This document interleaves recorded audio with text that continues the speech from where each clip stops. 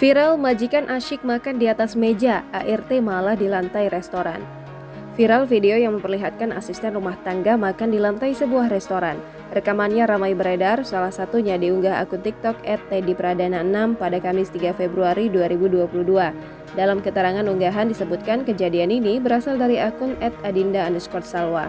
Ia mengunggah video pada Selasa 1 Februari 2022.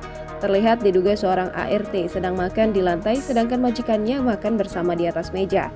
ART tersebut hanya makan seorang diri di lantai. Para pengunjung lainnya terlihat pula makan di atas meja. Tak ada yang menghiraukan sang ART, begitu pula dengan pelayanan yang melintas. Belum diketahui siapa dan di mana lokasi kejadian ART melantai tersebut. Kendati demikian, rekamannya telah menuai beragam komentar dari warganet.